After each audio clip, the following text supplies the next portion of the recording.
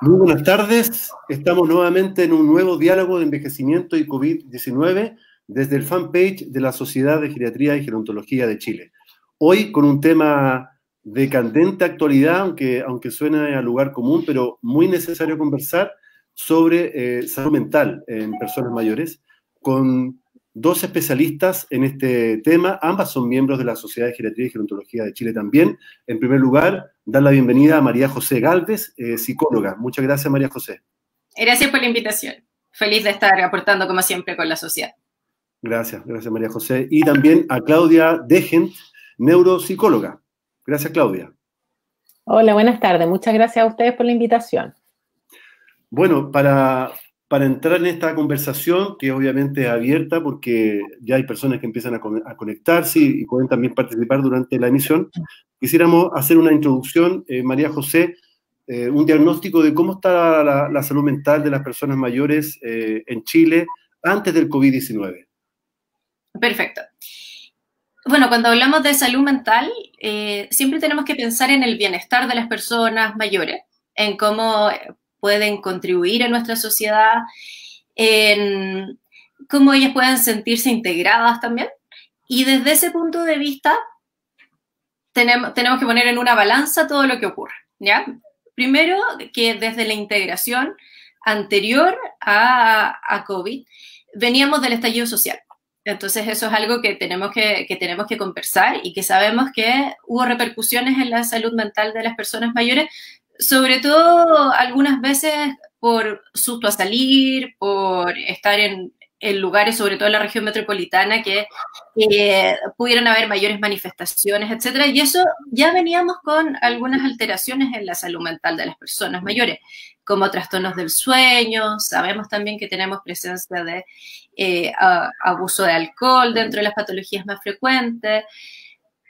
Hemos visto y estuvimos viendo el año pasado también las tasas de suicidio que eran altas, las tasas de depresión. Entonces veníamos en un contexto de salud mental que no era el mejor. Si es que sumamos a lo que está ocurriendo ahora, también vemos que hay personas que ya estaban retraumatizadas, o sea que ellos estaban viviendo su vejez, estaban integrándose socialmente y aparecen temas que nunca se imaginaron, tanto ellos como nosotros, que pudieran ocurrir. Y COVID es uno de ellos.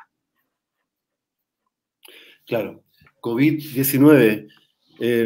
Claudia, ahora, mucho se ha hablado del miedo e incertidumbre, porque esto es algo inédito, impensado. Se ha hablado de que en 100 años esto no había ocurrido, o sea, ni nuestros padres ni nuestros abuelos lo han vivido. Por lo tanto, es algo sobre lo cual estamos aprendiendo día a día, pero de miedo e incertidumbre se ha hablado mucho, pensando en este grupo de riesgo que son las personas mayores, pero también en todas las edades. ¿Cuáles son las herramientas, cuáles son las estrategias para poder enfrentar este miedo e incertidumbre que también se transforma en agobio, en estrés? Porque, claro, hay un aislamiento físico hoy día en las personas mayores, pero también hay personas mayores que están obligadas a salir de la casa. Muchas tienen que ir a comprar, o están a cargo de otras personas, en fin. Y ahí sumamos un nuevo estrés. Entonces, ¿cómo lidiar con esto? Sí, bueno, lo primero es decir que es muy, muy difícil lidiar, ¿ya? Con el miedo, con la incertidumbre, con todas las emociones que van surgiendo. No es algo fácil ni algo que nosotros podamos en el fondo como recetar. Lo otro y lo primero quizás sería como entender y aceptar la existencia de esta emoción. Es decir, poder comunicarle a las personas que lo están sintiendo de cualquier edad que esto es completamente normal y esperable. O sea, no eres la única persona que está viviendo esta situación, porque el aislamiento social lo que hace es eso, es que te aíslas, por lo tanto no sabes lo que le está pasando a los demás. Y la prensa, en el fondo, que también a veces, digamos, nos aumenta esta sensación de incertidumbre, esta sensación de miedo, también todo el mundo piensa que está todo el mundo igual. Y yo creo que también hay que matizar, ¿sí? Hay que matizar de que no todas las personas lo vivimos de la misma manera. Y por otra parte, que las emociones también van variando. Entonces, a lo mejor en un primer momento no sentíamos tanto susto como estamos sintiendo ahora estos últimos dos días, estos últimos 3 días, yo creo que sobre todo los que trabajamos más cercanos a la salud, nos ha aumentado mucho el miedo estos días. El miedo en el fondo global. Ahora, para puntualizar un poco más en el fondo tu pregunta, yo creo que lo primero es aceptar y entender que es normal y darle un espacio a esta emoción. En general, no le damos espacio a las emociones llamadas negativas, ¿no? El miedo, la rabia, la tristeza, en general no le damos mucho espacio.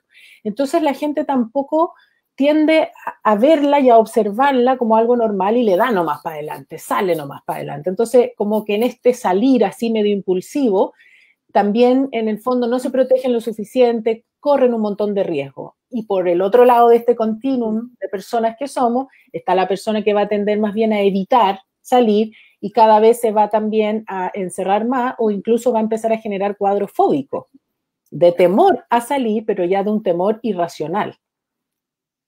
Puedo seguir, no sé si quieres hacer una pausa. Sí. María José, el impacto es muy diverso. También hay que pensar que muchas personas mayores, si no un buen número, que presentan enfermedades crónicas, está el tema de la polifarmacia, en fin. ¿Qué podrías también decir al respecto?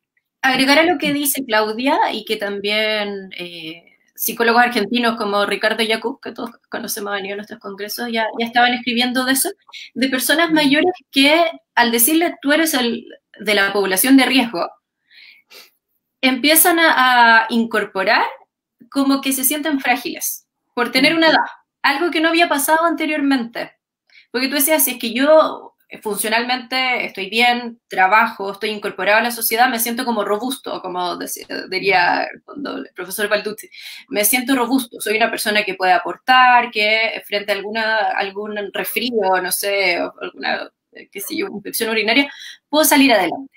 Ahora, con esto de que se pone un límite de edad, le está pasando a muchas personas mayores que empiezan a percibirse frágiles por primera vez. Y en esa percepción de fragilidad, de repente cuesta tener con quién conversarlo, porque si es que tú tienes una autoestima en la cual llegaste muy bien a cierta edad, no le vas a decir a tus hijos, oye, ¿sabes que tengo susto? Eso por un lado. Segundo, hay personas que se sienten ya muy frágiles por tener patologías de base y no saber si es que pueden ir a consultar, por ejemplo, o no querer acercarse a la salud. Es probable, y que se habla de las olas también, de varias personas que van a dejar para después sus consultas y eso puede tener algunas consecuencias. Entonces, en ellos también, como contar que existen recursos como la telemedicina que hoy está en FONASA y que las personas mayores se pueden atender a través de esos medios. María José, entonces tú hablas de alguna forma de lo que han dicho algunos especialistas sobre esto de que las personas mayores no las tratemos como sujetos de protección, sino que como sujetos de derechos. Exacto. Sí, y ahí también es bien importante los pronunciamientos de la OEA. Nosotros como país ratificamos la Convención Interamericana de Protección de los Derechos Humanos.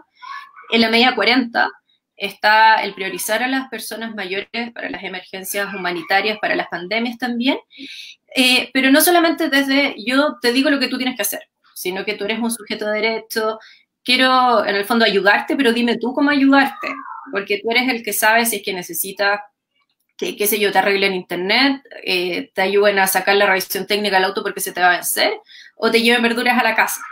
Entonces eso, si es que lo vemos desde una perspectiva de derechos humanos, es bastante potente. Claro. Claudia, dejen... Agregar. Sí, Claudia Dejen y María José Gálvez, estamos hablando de salud mental en estos diálogos de envejecimiento y COVID-19 desde el fanpage de la Sociedad de Geriatría y Gerontología de Chile. María José Gálvez, psicóloga, también ha sido secretaria de la Sociedad de Geriatría y Gerontología de Chile, presidenta de Congreso, así que está muy vinculada a la entidad, y también Claudia Dejen, miembro de la Sociedad de Geriatría y Gerontología de Chile y neuropsicóloga. Claudia, ¿ibas a agregar también? Sí, quería agregar que en el fondo también pasa que las personas mayores se han sentido privadas de libertad y se han sentido discriminadas finalmente por su edad. Entonces, esto, por ejemplo, en otras realidades como en Canadá, la gente mayor se empezó a rebelar frente a las autoridades porque allá no hacen cuarentenas obligadas porque se supone que la gente es más responsable. Entonces, la gente mayor le empezaron como más bien a prohibir e impedir salir. Y dice, ¿yo por qué no puedo salir si estoy en perfecta salud? No tengo factores de riesgo, soy muy activo, quiero salir a caminar a un parque, porque ahí hay muchos parques, no es como nosotros acá. Entonces, ¿por qué me lo van a impedir? Entonces, es complejo desde ese punto de vista también. Entendemos que se requiere una protección de las personas que tienen factores de riesgo, de las personas, etcétera, pluripatología, etcétera, pero una persona de 70 años o 75 que está en perfectas condiciones, queda ahí la duda un poco hasta dónde uno llega con la prohibición, que en el fondo es esta protección de este sector más vulnerable. Claro, por eso hemos dicho que todos también de alguna forma estamos aprendiendo sobre algo tan desconocido día a día, y estas cosas van a ir evolucionando. Entonces también ocurre lo mismo para los especialistas. Lo positivo, o sea, la mirada positiva y constructiva es importante hoy día, pensando en la fragilidad, pensando en esta situación, pero también considerando que muchas personas mayores son resilientes. Sí. Y de ellos podemos aprender, María José, de su experiencia y sabiduría. Eso sí, absolutamente. Primero, que han salido y que está bien descrito en la psicología de la emergencia, como el afrontamiento de las personas mayores frente a las emergencias, es que tienen este carrete de haber vivido muchas cosas antes. No habían vivido una pandemia, pero sí terremotos, emergencias, desastres. Entonces, si ya han salido adelante de eso, han tenido estos aprendizajes y saben a qué recursos personales recurrir. Y a la vez yo creo que está siendo bien positivo y que me gusta un montón eso, la intergeneracionalidad.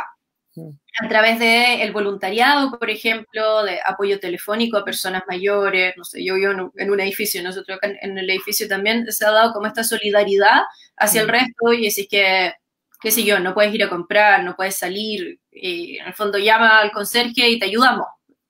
Eso creo que está instalando una nueva manera de relacionarse con las personas mayores.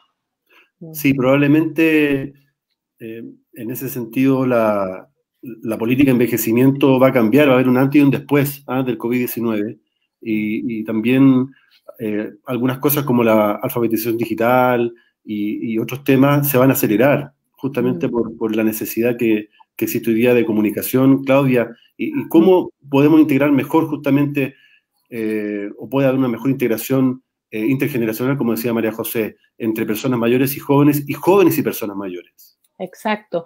Sí, lo que yo creo, y quería como que no se nos pase mencionar, que en el fondo las personas mayores son súper heterogéneas, igual que los jóvenes y los niños. Por lo tanto, todos vamos a tener una manera diferente de afrontar lo que nos está sucediendo, y esto va a ir cambiando, como les mencioné antes, y también como que las tasas de enfermedades de salud mental, si bien son altas para los que trabajamos en salud mental, son bajas en el fondo en términos de proporción de toda la población, o sea, rondan a lo mejor entre un 8 y un 10%, o sea, la mayoría de la gente tiene buena salud mental. Entonces, lo que vamos a observar ahora quizás tiene más que ver como con procesos o un periodo de mayores sintomatologías emocionales en el fondo complejas, ¿no? Más ansiedad, más fobia, más pena, más tristeza, más rabia, etcétera.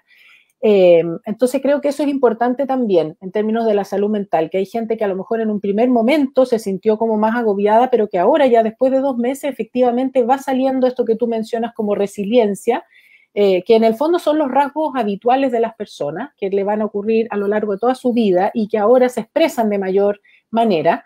Y yo creo que la forma que tenemos de integrarlos pasa por distintas cosas. Como decía María José, por el edificio. Nosotros también hicimos una intervención acá en el edificio pidiendo a ver si había alguien que podía cocinarnos, porque sabíamos que hay mucha gente mayor sola y a mí no me gusta cocinar, o todos los días. Y saltó una señora feliz de la vida, sola, y nos prepara comida de vez en cuando. Y al final lo que hizo fue empezar a ofrecer un menú al edificio. Y todos los días cocina y todos los días se vende todo.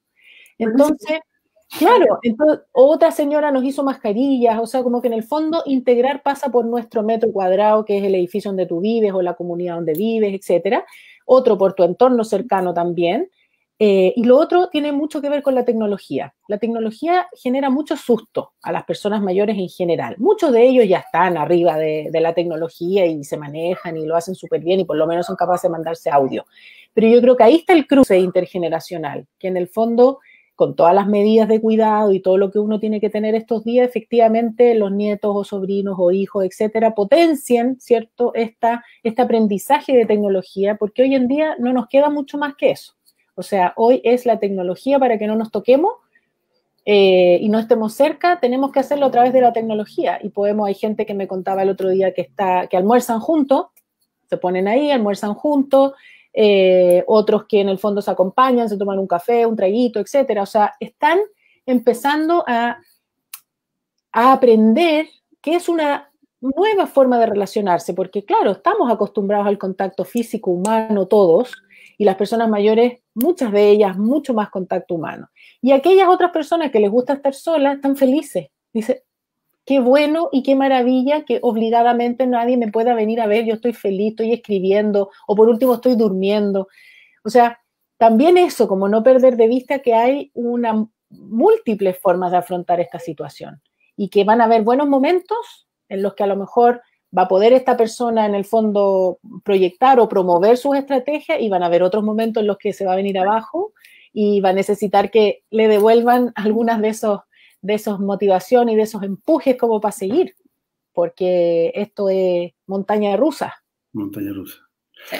Claudia, María José Gales, bueno, Claudia hablaba de la heterogeneidad de las personas mayores, incluso se habla de vejeces, ¿ah? Se habla de vejez hoy día porque hay personas de 80 años que pueden presentar una dependencia y otros que están en perfectas condiciones, entonces no se puede colocar en un mismo saco a todas las personas mayores, ¿cierto? Absolutamente. Recién el doctor Gerardo Fache, nuestro presidente de la Sociedad de Geriatría y Gerontología de Chile, hacía un recuerdo respecto a las recomendaciones y protocolos en los cuales ha estado trabajando la sociedad, con diferentes sociedades científicas médicas también, en relación al tema de las urgencias, por ejemplo, para los equipos de urgencia y para otros equipos también, contestando una consulta de don Sergio ZB, que estaba conectado con nosotros. ¿Cuáles son las recomendaciones que podrían hacer ustedes también a los equipos de salud?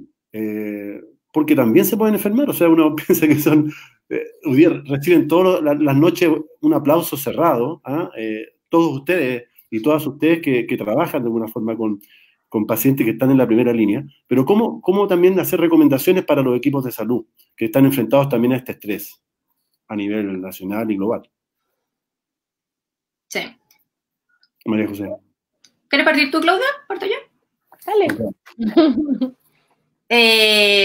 Mira, me tocó revisar el tema para algunos capítulos que hicimos respecto a autocuidado y también trabajo con otros socios como con Adriana López, que estuvimos viendo algunas estrategias de autocuidado para equipos. Aparecen muchos miedos. Aparece el miedo en el personal de salud, el miedo a contagiarse, el miedo a contagiar a otros, los sentimientos de ambivalencia, de estar cuidando a otras personas en vez de poder cuidar a tu familia, de pasar más tiempo cuidando a otras personas.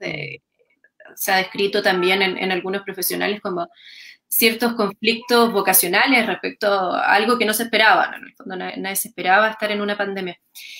Y ahí los principales consejos, primero tiene que ver con vivir un día a la vez, ¿ya? En el fondo tú te enfrentas a ese día, planificas ese día y ojalá tengas un horario en que se acaba tu trabajo y que después vuelves a la casa con todas las medidas de precaución, de dejar la ropa en una bolsa, ducharte, etcétera, etcétera. Pero para poder tener esos cierres.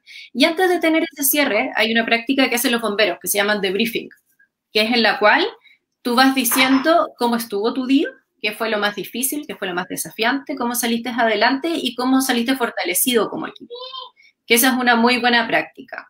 Y las otras tienen que ver con, en el fondo, la comunicación efectiva y los hábitos saludables, evitar el consumo de alcohol, evitar acostarse demasiado tarde, los temas de la alimentación, ojalá hacer deporte o algo de ejercicio, aunque sea de alta intensidad en poquitito rato, como para liberar mayor cantidad de endorfinas. Pero básicamente, si puedo aportar con algo, creo que tiene que ver con algunas rutinas que pueden tener los equipos para propiciar su salud mental y para manejar el desgaste en lo cotidiano.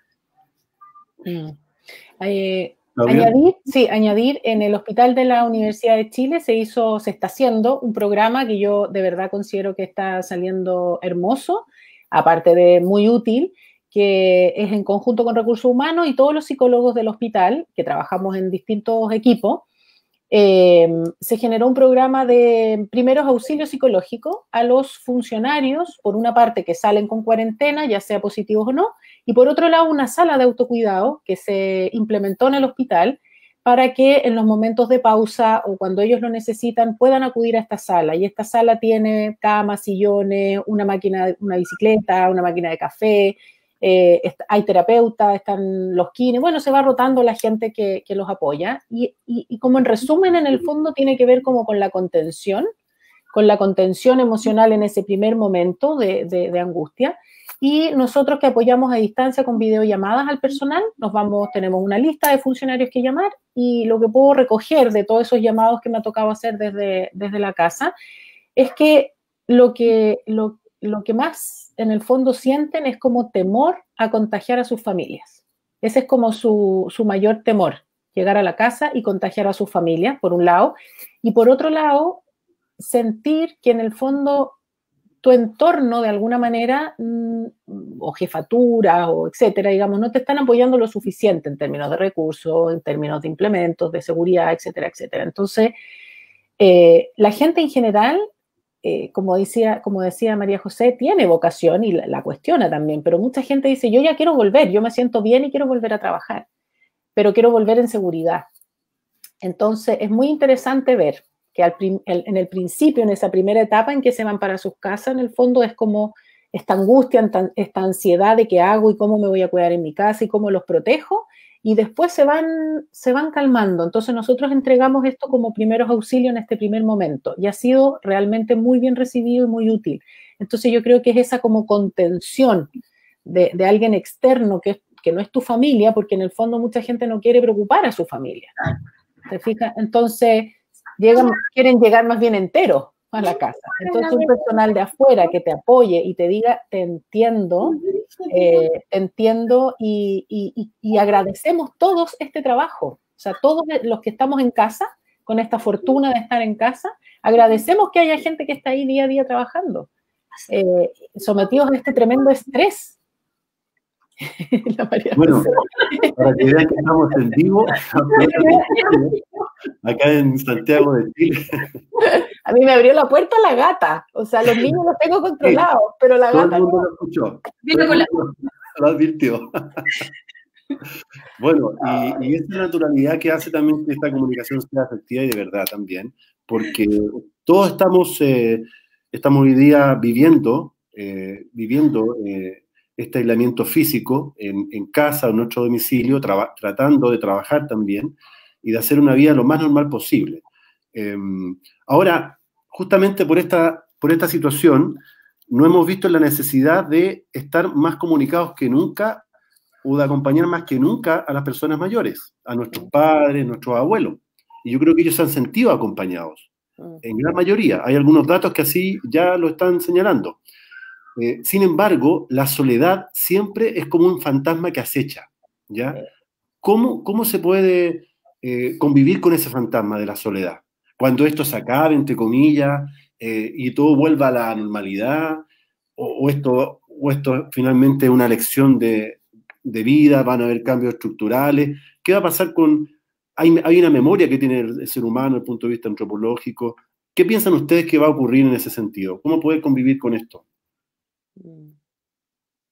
Yo creo que primero diferenciar que no es lo mismo estar solo que sentirse solo. Ya. ¿Ya? Y la mayoría de los estudios dicen, no porque tú vivas solo, por ejemplo, vas a estar infeliz. Es obvio que tiene sus ventajas vivir solo. Y que también te puedes sentir solo y sentirte en soledad estando acompañado. Entonces ese es un primer punto. También que no es lo mismo estar en el fondo confinamiento o cuarentena que estar aislado socialmente.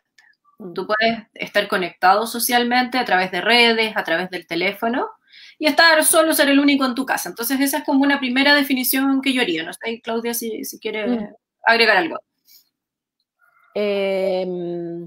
No, o sea, estoy de acuerdo con lo que tú dices. Efectivamente, es así.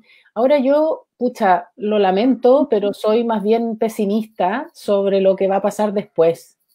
No sé si es muy políticamente correcto lo que voy a decir, pero a la luz de lo que vemos hoy y del comportamiento humano, me cuesta pensar que va a haber tanto cambio. Yo soy más pesimista. Yo creo que sí, hay un grupo de personas que se ha logrado conectar más. Efectivamente, hay personas mayores que dicen, no había hablado nunca tanto por teléfono con mi hija, efectivamente, o con mi hijo. Me vienen a ver, me llaman todos los días, está todo el mundo preocupado. O sea, sí, hay. Hay otra gente que va a seguir viviendo su vida como era lo habitual. Hay mucha gente que lo está pasando muy mal por distintas cosas. Y no sé si esto realmente nos va a cambiar y nos va a hacer tan mejores personas. O sea, por ejemplo, no sé si vamos a bajar el ritmo tanto habitual que tenemos todos. No sé. Yo siento que en el contacto humano, por ejemplo, en la calle es muy temeroso, la gente así como que se corre, que no se vayan a tocar, en el ascensor. Es peor con mascarilla, aparte, es peor con mascarilla porque como que cuesta mucho reconocer la emoción del otro. Exacto, ¿no? Estamos aprendiendo a reconocer las miradas. Entonces sí. En el ascensor a lo mejor nos decimos hola y sería, pero siempre así como muy de lejos, no se atreven a subir. Hay una cosa que es muy curiosa, de verdad, como fenómeno así humano, de temor como a la cercanía, ¿no? Los más fóbicos son los más felices, que dicen yo por fin no estoy obligada a saludar a nadie, así como que están felices. pero yo no sé si vamos a cambiar tanto, de verdad. Probablemente algunas personas sí, pero no sé si a nivel de sociedad o de grupos humanos. Yo creo que las personas mayores se siguen sintiendo discriminadas a pesar de que sea en su bienestar. Yo pienso de verdad que claro, que no se sienten muy incluidas. Lo que sí que ahí estoy de acuerdo con la Claudia, pero creo que hay algo que sí va a quedar instalado y que sí pueden quedar redes de apoyo mucho más instaladas. O sea, probablemente pasen los municipios que se den cuenta que existen personas que no sabían que no estaban en sus catastros y tanto, y en todo el modelo sociosanitario, que eso es algo que se relaciona un montón con la década del envejecimiento saludable a lanzar este año, y que es como la atención central de la persona en sus necesidades, pero en el territorio que está la persona. Entonces yo creo que si es que hay algo que podemos rescatar como para mejorar esta percepción de soledad, es que vamos a descubrir y vamos a detectar dónde hay muchas personas que estaban siendo invisibles. Sí. Tienes toda la razón. Pensando en eso, como en las redes, yo creo que sí, efectivamente ahí va a haber un avance porque hoy en día se está haciendo mucho seguimiento telefónico vía WhatsApp, que es mucho más fácil y mucho más rápido, independientemente que la gente después tenga que volver a sus visitas y todo, a sus citas al médico. Pero efectivamente hay mucha más contención a través de las redes y de hecho hay grupos de apoyo. Hay charlas vía en el fondo las redes sociales, ¿cierto? De, no sé, por ejemplo, la Corporación Alzheimer, distintas agrupaciones, y yo creo que eso sí va a quedar instalado. Y eso permite llegar a mucha más gente, porque obviamente antes del COVID, todo lo que era el apoyo a los familiares, a los cuidadores, se hacía difícil porque no tienes con quién dejar a tu familiar enfermo, ¿no es cierto? O con deterioro cognitivo, entonces no asistía. Entonces, esto yo creo que sí va a ser un gran plus, porque se descubre que es posible y que la gente se puede conectar a través del teléfono también, no necesita grandes tecnologías. Así que creo que eso tiene toda la razón, María José. Algo positivo. Sí. Como el psicólogo de la cuarentena, eso no sé, yo veo esa teleserie, por lo menos. que la gente va a decir, puedo tener mi psicólogo online. Sí, estaban el día consultándonos, estaban consultando justamente hablar con un médico geriatra, dado que probablemente hay un personaje que presente el tema del COVID. Entonces, estoy anunciando un capítulo que no han visto, no. Pero puede pasar, pero si pudiéramos hablar de lecciones, profundizando lo que decía Claudia, María José, lecciones que deja para el envejecimiento esta crisis que todavía no termina hasta el minuto. Es que ahí falta una cosa. Una cosa, porque es por lo menos para lo que yo quiero decir de las lecciones. Porque vamos a tener personas que ahora están muy, muy bien, y que está escrito también en la psicología de la emergencia, y que cuando esto se acaba, entre comillas, o pasan los pics, caen. Entonces, lo último que quería decir antes de las lecciones es que también tenemos que tener ojo con ellos. Va a haber gente, sobre todo los cuidadores, que han estado funcionando, y cuando baja un poquitito la amenaza, es probable que caigan, entonces para que también nos centremos en ellos. Eso antes de tu pregunta. ¿Verdad? Muy bien, muy bien. ¿Claudia? Estoy pensando cuáles son las lecciones, pero creo que la más importante, y yo creo que a nivel de todas las edades, pero más hacia las personas mayores, obviamente tiene que ver con no perder de vista, con no dejarnos estar, con no, en el fondo, dejar de estar con nuestros mayores por esta urgencia y por esta vida que va a toda velocidad. Yo creo que todos hemos trabajado el triple y hemos hecho más cosas que nunca, y hemos podido mantenernos en contacto también. Entonces yo creo que, para mí personalmente, creo que ese sería interesante, además que quedara, y que hubiera en el fondo una cierta como solución, que la gente priorizara por los vínculos con sus mayores, y lo priorizara de verdad. No como solo ya vamos el domingo a comer porque para que no esté sola, pobre vieja, no, sino que como la importancia de ese vínculo. De no dejarlos en el fondo botados a nuestros viejos, de integrarlos, porque a veces ellos se automarginan, ¿cierto? Con esta frase famosa de no querer molestar, y que al final no te quieren molestar y al final molestan más porque están súper enfermos, o sea, al final es como que es peor. Entonces, como transmitir nosotros también de que no es molestia, o sea, no molesta, ¿no? Yo creo que eso no podemos perder de vista, que algo que ellos nos dieron y nos criaron, nosotros también, no se trata de devolver la mano, pero de dar lo justo, de dar lo necesario, de dar lo que corresponde. Pero es el vínculo, yo creo, el vínculo, el cariño, porque en el fondo nosotros, los que estamos en la generación del medio, por decirlo de alguna manera, somos los encargados de conectar a nuestros hijos con sus abuelos. Entonces, si tú no les generas la videollamada en este momento, por ejemplo, no van a ver a su abuela en 2 o 3 meses.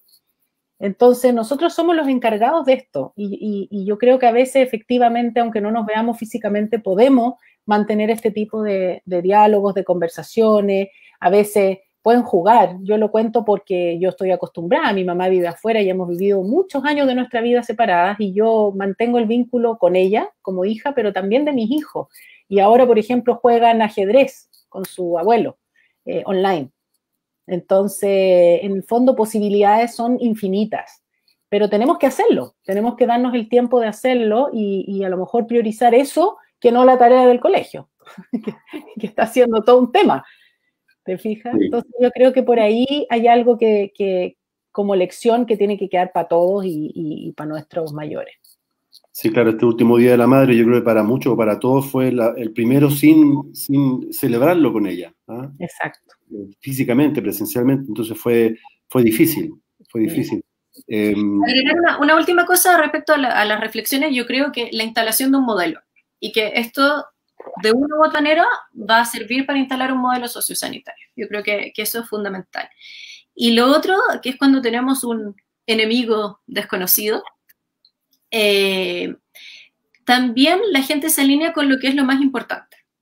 Y lo más importante, nos damos cuenta que tiene que ver con los vínculos de quienes nos dieron la vida, los vínculos de los abuelos, en el fondo, y que tal como dice la Claudia, puede que esté la tarea, puede que tengáis las obligaciones del día, pero sí uno se da cuenta de que tiene necesidades emocionales, que tiene sentimientos hacia las personas mayores, y que no solamente es de la preocupación, sino desde el cariño, desde el contacto, y si es que esto aflora, va a ser algo muy positivo para nuestra sociedad. Tú hablabas del modelo sociosanitario, había una persona que se conectó y que hablaba de los LEAM, de la residencia de personas mayores. ¿Algún comentario al respecto también? Pensando en da para un Facebook. Sí, LEAM. Sí, pero a ver. Se ha hablado mucho, se ha dicho mucho sobre el tema. Es como, yo diría que es como... Salud mental. Sí, es como el sector olvidado, un poco. ¿Sí? Sí, A mí me da la impresión que es como el sector olvidado y resulta que es una fuente, de partida una fuente de contagio que es increíble. Es como muy difícil aislar, digamos, una persona que esté contagiada. Y en salud mental también tiene que ver con que o sea, la dinámica es estresante, el personal está estresado, la gente ya no ve a su familia, los residentes, los que viven ahí, ya no los pueden ir a ver. Todo cambia, todo es con miles de protecciones, se acaba el contacto físico, o sea, no todas las personas en el EAM tienen problemas cognitivos, pero de los que tengan problemas cognitivos les cuesta mucho más entender todo lo que está pasando. Y bueno, y generamos unas guías súper trabajadas y multiprofesionales, integradas, también desde la sociedad y otros. Yo creo que quedó súper buena, en realidad, porque aborda todo, aborda personas con y sin deterioro, aborda a las cuidadoras, que son la mayoría mujeres, ¿cierto?, que trabajan en estos lugares, que además son trabajos a veces muy, muy, muy arduos y poco valorados. Sí, un gran reconocimiento para todos los profesionales, los socios y socias que son parte de la sociedad, colaboradores también, otras profesiones que han participado, que han estado también en la primera línea, no solamente atendiendo pacientes, sino que también han estado elaborando documentos y trabajando en este aspecto, María José. Sí, sí, ha sido un trabajo bien potente de la sociedad respecto a el cuidado del personal del EAM, los protocolos específicos que se han hecho. Y ahí, bueno, también contar que existen recursos como, por ejemplo, el recurso Hospital Digital, que está abierto para la salud mental de quienes trabajan en los LEAM. Y también desde la misma sociedad, en el canal de YouTube, todos los videos de capacitación que existen para LEAM. Así es. Efectivamente, hay algunas consultas, justamente lo que decía María José. ¿Dónde se pueden encontrar estas guías? Bueno, entrando a www.socgeriatría.cl se van a encontrar con un portal sobre COVID-19 y en ese portal van a encontrar los documentos que se han elaborado, donde ha participado la sociedad junto al Senama, el Ministerio de Salud y además de diferentes sociedades científicas y médicas. Y también, como decía María José, distintas cápsulas educativas que también se han coordinado gracias al trabajo también de la doctora María Carmen Andrade, encargada de educación continua, que, bueno, también de Tiare Quirós, en fin, ha sido la verdad es que en esta crisis también se ha visto lo mejor de nosotros, y de ustedes, bueno, de nosotros y nosotras, ¿no es cierto?, de todas las personas que de alguna forma trabajan para y con las personas mayores. Yo les quiero agradecer por esta presencia, están en sus casas en este minuto, y se nota, durante esta emisión, lo han notado, han estado conectados en forma irrenunciable. La verdad es que había un promedio de 50 o más personas que han estado conectadas desde las 7 de la tarde, ya son pasadas las 7:30, y ha sido un diálogo muy productivo donde hemos profundizado algunos aspectos muy necesarios en este contexto, donde ya sabemos que viene una cuarentena ampliada a partir de este viernes en la noche, por lo tanto se requiere mayor fortaleza, mayor unión y estar conectados también con este espacio que brinda la Sociedad de Geriatría y Gerontología de Chile de manera abierta, gratuita, a todas las personas. Este video va a quedar alojado en el fanpage para que lo puedan revisar, también los comentarios. Y nuevamente mi agradecimiento para María José Gálvez, psicóloga, exsecretaria de la Sociedad de Geriatría y Gerontología de Chile, presidenta del Congreso, muy involucrada en este tema, junto a Claudia Dejen, neuropsicóloga, y también miembro de la Sociedad de Geriatría y Gerontología de Chile. Todos los comentarios han sido muy positivos, halagadores para ustedes también. El doctor Pablo Gallardo, director del Instituto Nacional de Geriatría, incluso dijo que las 2 psicólogas más secas de Chile, así que para que tengan unas flores. Centralina las 2, si es que hay algún centralino conectado. Sí, sí, así que flores para ustedes y agradecimiento y reconocimiento también a esta hora por esta donación de tiempo para tanta gente que hoy día lo requiere, tantos profesionales que hoy día han participado, cuidadores y cuidadoras que naturalmente esta información les es de mucha utilidad. Así que nuevamente un abrazo virtual para ustedes Muy agradecido y seguimos trabajando, seguimos en contacto hasta una próxima oportunidad. Invitarlos a ustedes y a todos los que han estado conectados a un nuevo diálogo sobre envejecimiento y COVID. El próximo jueves o miércoles vamos a definir la fecha porque el próximo jueves es feriado, es 21 de mayo, pero feriado o no, tenemos que estar en la casa. Así que vamos a ver si mantenemos el día y la misma hora. ¿Ya? Muchas gracias. Muchas gracias a ti, Marco. Gracias, María José. Gracias y saludos a todos los que estuvieron conectados. Saludos. Muchas gracias. Chao. Bien, chao.